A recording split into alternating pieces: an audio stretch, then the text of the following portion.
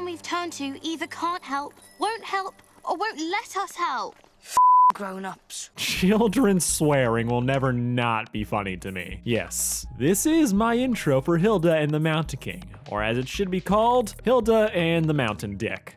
Look, I know it's a nose, I see the mouth. But this was hilarious to me, and I can't believe this was their actual marketing. Now, this will just be a comedic review, not a sarcastic summary. A series I will get back into, but I've kind of dropped for the moment. Mainly because I found out 4 people got famous for doing exactly what I was doing, and one of them is even using a name that I thought of. And he has 1 million subscribers already, so f*** me, I guess. My rage coma aside, let's talk about the naked child everyone keeps yelling about. Hilda. Hilda. Hilda. Hilda. Hilda. Hilda's Hilda. Hilda. Hilda. Hilda. Hilda is a show based on a comic book series by Luke Pearson, a man famous for having a way less Scandinavian name than I expected. This series is fucking amazing though. The perfect combination of laid-back whimsy and child murder. Try again. It's just a show I vibe with. I mean, just look at these shots. Hilda might just be my favorite color palette of anything I've ever watched. This simplistic art style is the equivalent of lo-fi or ASMR, low-key, letting you just get lost and feel at peace. Starbucks wishes they could pull off these autumn colors. Now, the actual plot of this series is about Hilda, a child adrenaline junkie who by some miracle hasn't fucking died yet. Deciding that maybe it's time to stop tempting fate, her mom Joanna moves them into the city, accompanied by a paperwork-obsessed bottom named Alpha. Once in town, little Miss OP makes friends who can nearly die with her. Or actually die. And together they explore the mysteries surrounding the town, meeting creatures from Scandinavian folklore like flying testicles, homeless people, hot librarians, and teenagers. New home, same routine, has Mommy Dearest worried about her relationship with Hilda growing strained, culminating in a mother-daughter adventure with trolls that ends with them coming to better understand one another, before life decides to throw them a curveball. Hilda? What's going on? Now, this was the mother of all cliffhangers, and to say that I was excited for this film would be an understatement. Did it live up to the hype, or was it an over-padded mess? The answer is yes, but it's complicated. Now, for the non-spoilers before moving into my more lukewarm takes, this is a continuation of the 2nd season, so if I've already spoiled something for you, I don't care. Overall, this is a good conclusion to where the story left off. Hilda is now trapped as a troll, and it's all about her struggle to turn herself back, gaining insight into who the trolls are and their relationship to the city of Trollberg. This I don't want to be stoned plot snowballs into something grander as dark forces seek to use this situation to their own ends. Humans and others. This is great on paper, but grand scale adventures aren't really what I come to this show for, so it has me a bit divided. I love the adventures of Hilda. Like I said, the aesthetic of this show is everything to me. And it's hard to capture those autumn colors when 50% of the film is in gray on gray caves filled with giant gray assholes. At least when we do get out of the cave, it's nighttime. Dark, muted night. Now, my color addiction aside, this film does look wonderful. It's a TV movie, but still great to look at. With great storyboarding and composition, 2 words that mean nothing to me other than it looks great on my computer monitor. Jokes aside, this film really does look fantastic, with moments that look like they were ripped right from a storybook, to others that perfectly convey a sense of scale and just foreboding. With Hilda Beneath the Bells being probably one of my favorites, I think there are some times where they could have used a second draft, especially of a certain character who may have just needed a different design, but it delivers when it needs to, and I can't fault it for that. Another non-shocker, the writing. It was pretty good, with the dialogue being full of wit and charm, landing a lot of stellar comedy, with it also being able to turn on a dime into more somber moments. One of the best things about Hilda is its ability to convey poignant messages and lessons. From the episode where we see how our homeless creature stand-ins get ignored and victimized for their own misfortune rather than being helped, to a tender moment of sadness for a Yule lad who did the right thing but is still trapped in the same cycle of misery. These moments hit like a truck and stick with you long after you're done watching, with the conclusion of this film landing yet another heartfelt moment for you to like. I just wish that good writing had been more evenly distributed across the board. Because you could honestly cut 20 to 30 minutes out of this film and lose nothing. With Hilda's sidekicks, Frida and David, getting this the worst, because they have fuck all to do in this story. Frida, the witch in training, basically just stands around and talks a lot about magic, or she's just a sounding board to help Hilda get to a eureka moment. It's honestly superfluous.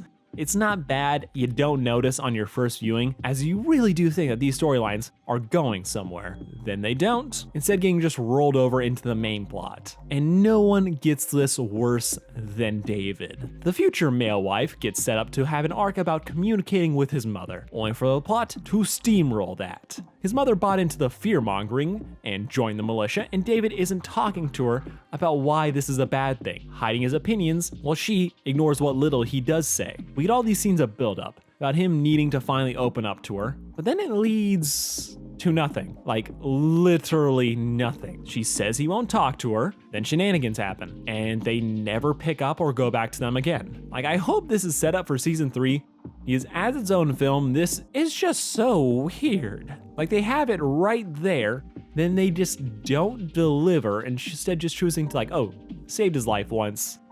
Yeah, that's probably good. We don't need to worry about actually communicating. The thing that causes is the fact that this film is a season finale, so it has to pay off all the character and story beats that have been built up till now. It would be weird if Frida and David weren't here, but they don't really have anything to add. They feel tacked on to Hilda's adventure, which is a problem that applies to most of the supporting cast. Even Joanna, Hilda's mom, is kinda just the worried mother in this film. She gets shit done, but I wouldn't call her parts of the story riveting, or even say that she has like an arc outside of I'm going to compromise some of my morals to look for her. And I think that's fine. It's not spectacular, but I think it works for the story that they're telling. I just kind of think that, and this is just me talking, I think they may have jumped the gun a little bit in having Hilda and her mom's relationship be fixed by the end of the last season. If they were still a little bit raw going into this, we'd have moments of Joanna just wondering like, fuck, this is my fault.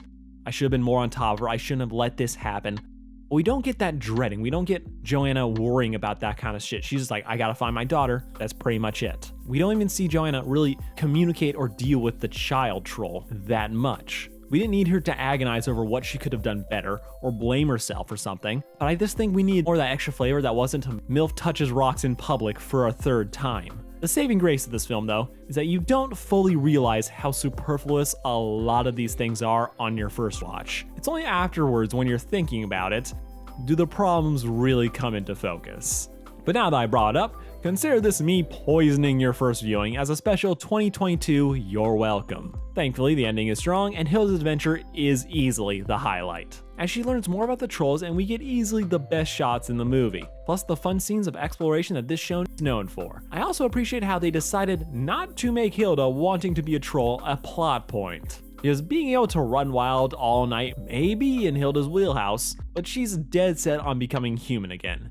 In a lesser film, they would have milked this dead horse for all it's worth, which is agonizing to sit through, as we all know there's only one way this situation's going to end, so let's not pretend. Overall, I enjoyed this film, and I'm even more excited for season 3, which from what I've heard, is still coming out. Now, if you haven't watched Hilda yet, I thoroughly recommend it. Not just this film, which is absolutely worth the watch. And from here on out, it's spoiler time, baby. If you don't want to hear me complain about the two dickheads, now's your time to leave.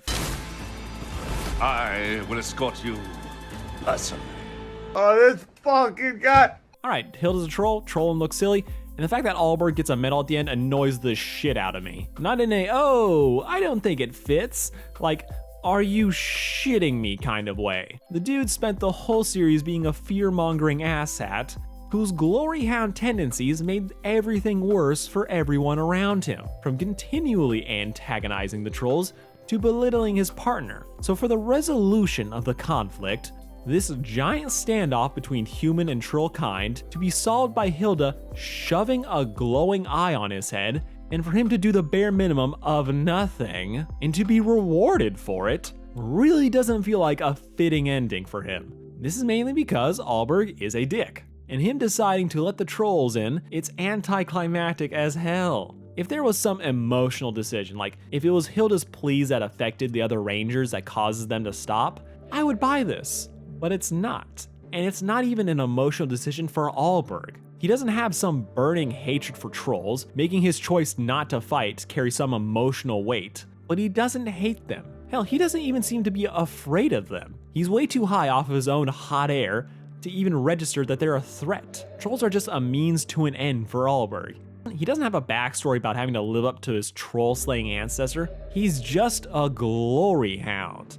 He wants to be famous, and this movie just gives it to him for literally nothing. After all the propaganda, all the fear-mongering, all the problems that he caused, for him to just get all the credit really bugs me. And this could be me talking out of my ass or making assumptions here, so no different than usual, but it really feels like to me that this metal scene is a holdover from the source material. One where Allberg is still a dickhead who ruins things, but is more comedic in nature.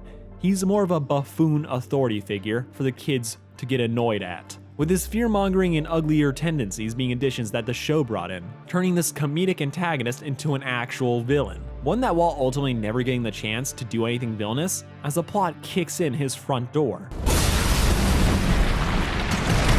The Mountain King is someone I also take issue with. Yeah, it's how he looks.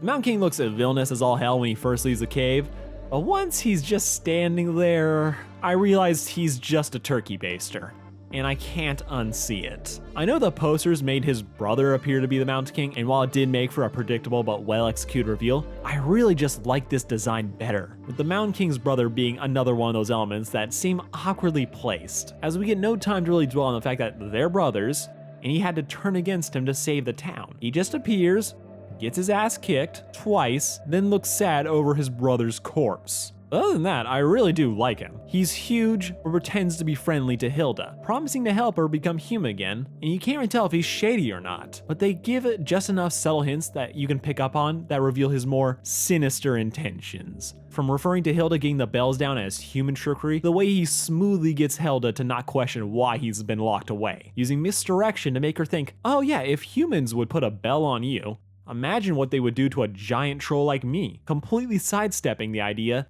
that it might have been the trolls to lock him up in the first place, placing himself as a victim of prejudice to draw her sympathy. I even love how he starts with small requests to get Hilda to trust him more, with his first task for her just being to go get him a beer. It's small, but it builds her trust in him and her willingness to do something more extreme, a tactic you see with actual scammers. He's just a solid villain, even if his plan of dying so that his mommy will sit up being kinda dumb. I also really love how they foreshadow the mother troll being underneath Trollberg. It's not directly stated till the end, but there is enough information for you to reach that conclusion by the midway point of the film. It's delivered in a way that doesn't make the characters look dumb for not figuring it out sooner, as it's only 1 or 2 moments out of 2 days worth of information, so of course the kids aren't gonna put that together, as we know that this is being selectively told to us. And one final detail I really appreciate is just the depth they gave to the trolls. I love how they all had their own little individual hordes. I especially loved the troll mother, whose reasons for switching Hilda is a little bit way better than I imagined,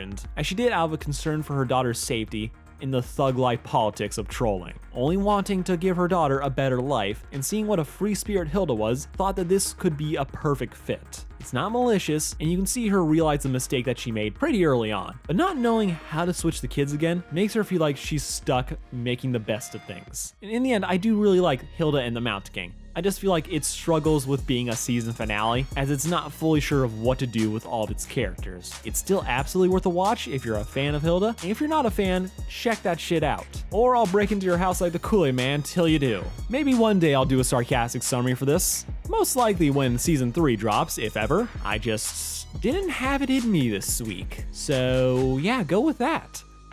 Alright, that's about it. He just left.